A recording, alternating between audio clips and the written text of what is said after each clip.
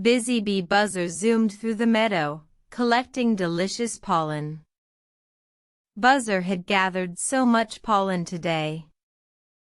Buzzer wished Buzzer had a special place to keep all the tasty pollen treats safe. Careful Spider Spinner was spinning a neat web nearby. Spinner saw Buzzer looking around, looking a little flustered. Spinner asked Buzzer if Buzzer needed help with something. Buzzer explained about the overflowing pollen. Spinner had an idea, a very neat idea. Spinner had found a sturdy square piece of paper. Spinner said they could make a paper box.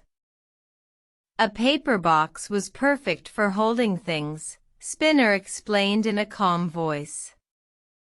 Buzzer buzzed with interest.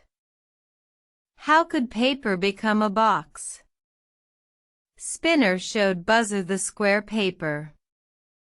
First, fold the square paper in half, then unfold, then fold in half the other way, then unfold again, Spinner instructed smoothly. This made creases dividing the paper into 4 smaller squares.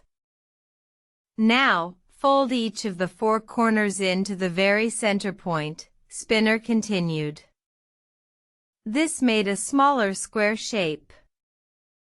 It looked a bit like an envelope or a kite. Next, fold the top and bottom edges in to meet the center line, Spinner showed. This made a long, narrow rectangle. Unfold those 2 folds. Now, fold the left and right edges in to meet the center line, Spinner guided.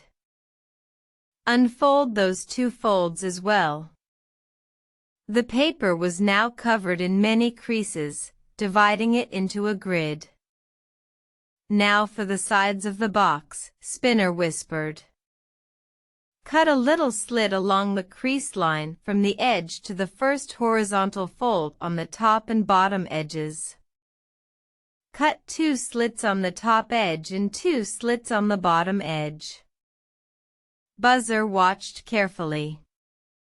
Now, unfold the corner flaps you folded earlier, Spinner demonstrated. These were the little triangles at the top and bottom. Fold the top and bottom edges up, standing them straight up. These would be 2 sides of the box.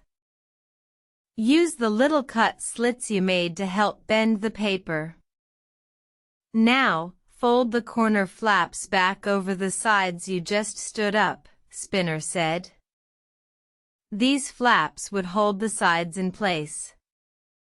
Fold the remaining 2 sides up, and tuck the corner flaps securely inside. It might need a little gentle pressing to make the corners square. And there it was. A perfect paper box. It had sturdy sides and could hold things inside. Buzzer buzzed with delight. Buzzer carefully placed Buzzer's precious pollen into the paper box. It fit perfectly.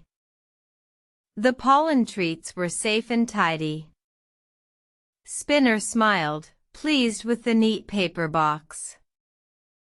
Making something useful from simple paper felt very satisfying.